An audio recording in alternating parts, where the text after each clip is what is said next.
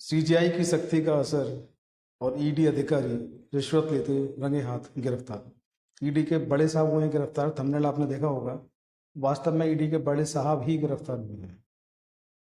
रकम भी छोटी नहीं है, रकम भी बड़ी है जो रिश्वत में जिसके साथ वो गिरफ्तार हुए हैं।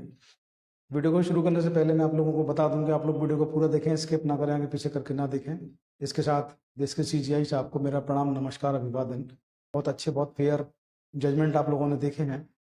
इसके साथ प्रधानमंत्री मोदी जी का तीसरा कार्यकाल शुरू हो चुका है। चुनौतियां भरा कार्यकाल है। नेता विपक्ष के रूप में कांग्रेस के नेता राहुल गांधी उनको सामने मजबूती से चुनौतियां देते आपको संसद में और बाहर नजर आते हैं। इसके बाद अगर बात करें सीबीआई और ईडी की, तो वो भी आप देख रहे हैं कि केंद्र सरकार की दोनों एजेंसियां हैं, किस तरीके से काम करती हैं। कभी किसी राजनेता को, कभी किसी अधिकारी को, कभी किसी व्यापारी को गिरफ्तार करती हैं, कभी खुद भी रिश्वत लेते रंगे हाथ गिरफ्तार होते हैं। चिंताजनक बात है, अफसोसजनक बात है, ऐसा नहीं होना चाहिए लेकिन होते हैं।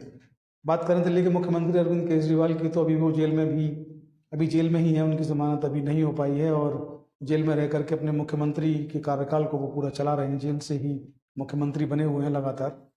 ये बात अलग है कि बार बार तमाम मौक़ों पर उनको चाहे वो कांग्रेस हो चाहे वो भाजपा हो, उनसे बार बार कहा जाता रहा कि इस्तीफा दो, इस्तीफा दो, लेकिन उन्होंने इस्तीफा नहीं दिया और वो लगातार जेल के अंदर से ही मुख्यमंत्री बने हुए हैं। ये अलग बात है कि संजय सिंह आम आदमी पार्टी के जो वरिष्ठ नेता हैं और पूर्व जो डिप्टी चीफ मिनिस्टर हैं मनीष सिसोदिया, दोनों को जमानत मिल चुकी है, लेकिन अरविंद केजरीवाल अभी तक जेल में है। आप लोगों को याद होगा कि ईडी ने दिल्ली की आबकारी नीति जो थी, जो शराब जिसको कांड बोला जाता है दिल्ली का, उसमें इनको गिरफ्तार किया था ईडी ने। इनकी जब ट्रायल कोर्ट ने बेल दी तो उसके बाद ईडी जो हाई कोर्ट पहुंच गए, अपील उसने की और तभी आनन फानन में सीबीआई ने अरविंद केजरीवाल को जेल में जाकर गिरफ्तार किया इसी केस में। तो आप लोगों ने देखा कि कैसे सीबीआई और ईडी जो है केंद्र सरकार की दोनों एजेंसियां हैं और किस तरीके से काम करती हैं। अगर बात करें हेमंत सोरेन सरकार की, तो हेमंत सोरेन को भी इस्तीफा देना पड़ा था, जेल जाना पड़ा था। ये बात अलग है कि उन्होंने भी मुकदमा लिखवाया, उस मुकदमे में ईडी की काफ़ी फजीयत हुई और ईडी के असिस्टेंट डायरेक्टर को वहाँ उनके स्टेट की जो पुलिस थी उन्होंने नोटिस जारी किया और नोटिस जारी करके उनको पूछताछ के लिए बुलाया। मामला बहुत हाईलाइटेड हुआ था। फिर उनको बेल मिली हेमंत सोरेन को और दोबारा से वो मुख्यमंत्री बने हैं। इधर दिल्ली के मुख्यमंत्री की बेल अभी बहुत मुश्किल है और दिल्ली के स्वास्थ्य मंत्री की बेल भी अभी तक नहीं हो पाई है। तो दिल्ली की आधी सरकार जेल में है और आधी सरकार दिल्ली की बाहर आ चुकी है जमानत पर। ये सब कुछ चल ही रहा था। ऐसे में जो ईडी है उसके ऊपर जो तमाम जिम्मेदारियां रहती हैं, लेकिन ईडी के कुछ अधिकारी हैं जो उसको बदनाम करने से भी नहीं चूकते हैं और वो ये नहीं सोचते हैं कि वो किस एजेंसी में काम कर रहे हैं और उनके इस कृत्य का देश के जो लोग हैं उनके मन पर, उनके मस्तिष्क पर क्या असर पड़ेगा, वो नहीं इस चीज़ को जानते हैं और रिश्वत के लालच में इतने अंधे हो जाते हैं कि वो कुछ भी करने से गुरेज नहीं करते हैं। ताज़ा मामला दिल्ली का है। दिल्ली में एक ईडी के अधिकारी को, अधिकारी भी छोटे नहीं बड़े साहब हैं, असिस्टेंट डायरेक्टर यानी कि संयुक्त या सहायक निदेशक इनको बोल सकते हैं, निदेशक हैं, और काम देखिए इनका कि रिश्वत लेते रंगे हाथ गिरफ्तार हुए। मैं बात कर रहा हूँ दिल्ली में assistant director ED Sandeep Kumar Yadav की। संदीप कुमार यादव को 20 लाख रुपए की रिश्वत लेने के मामले में सीबीआई ने गिरफ्तार किया है। तमाम सोशल मीडिया पर, तमाम टीवी न्यूज़ चैनल्स पर ये बात सुर्खियां बनी हुई है कि ईडी के असिस्टेंट डायरेक्टर भी 20 लाख रुपए की रिश्वत में रंगे हाथ गिरफ्तार हुए। और सबसे ताज्जुब की बात है, गिरफ्तार करने वाली जो एजेंसी है वो सीबीआई है। मसला कुछ यूँ हुआ, जो सोशल मीडिया पर और तमाम जगहों से ये सोर्सेज जो हमारे रहते हैं, न्यूज़ चैनल हैं, सोशल मीडिया हैं, अखबार हैं, न्यूज़ पोर्टल्स हैं, हर जगह ये खबर तैर रही है, बहुत वायरल हो रही है।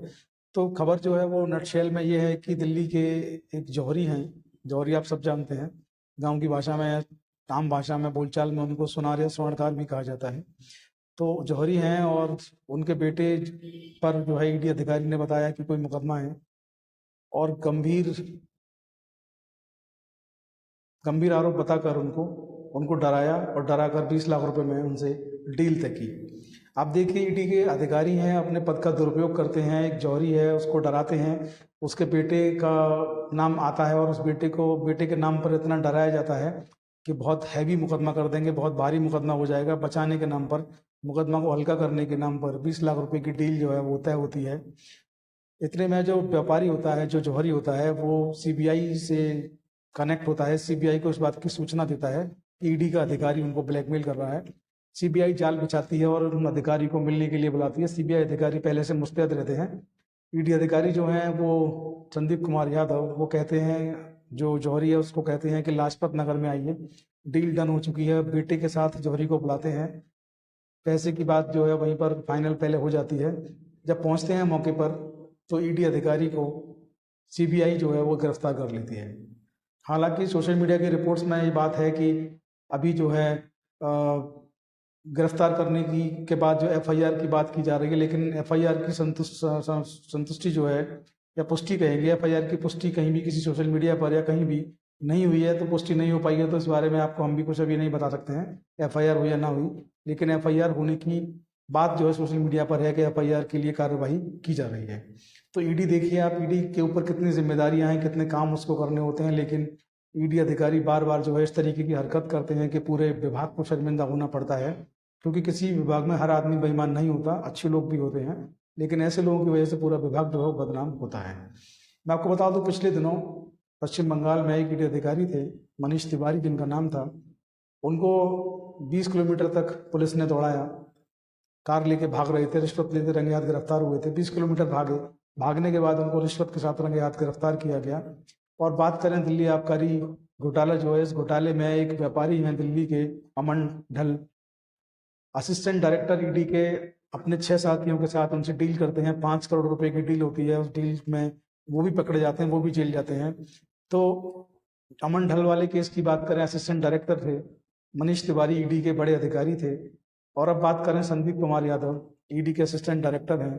तो इन लोगों के ऊपर जो जिम्मेदारी है, सामाजिक जो जिम्मेदारी है, उसको भूल करके ये अपने निजी स्वार्थों को लेकर, लालच को लेकर, रिश्वत जैसी जो गंभीर अपराध है, रिश्वत लेना किसी सरकारी अधिकारी के लिए, उस अपराध को ये लोग कर रहे हैं।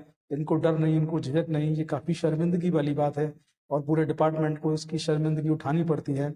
और देश के जो लोग हैं, जिनको की उम्मीद है इन लोगों से कि न्याय होगा, इंसाफ होगा, ईडी जो कुछ करेगी वो अच्छा करेगी, कहीं ना कहीं उनके मन में भी ठेस पहुंचती है और उनको भी लगता है कि जो कुछ भी हो रहा है वो ठीक नहीं हो रहा है। ऐसे में ईडी की कार्यप्रणाली पर भी सवाल उठते हैं। और राहुल गांधी नेता विपक्ष जो है, जब चुनाव प्रचार चल रहा था अभी कुछ दिन पहले, 2024 का जो चुनाव था लोकसभा का, तो राहुल गांधी अपने चुनावी मंचों से बार बार कहते हुए भी नजर आते थे कि ईडी जो है केंद्र सरकार के इशारे पर काम कर रही है, विपक्षी नेताओं को फंसा रही है, विपक्षी नेताओं का उत्पीड़न कर रही है। तो कहीं ना कहीं उनकी इस बात को भी यहाँ से बल मिलता है, क्योंकि ईडी के अधिकार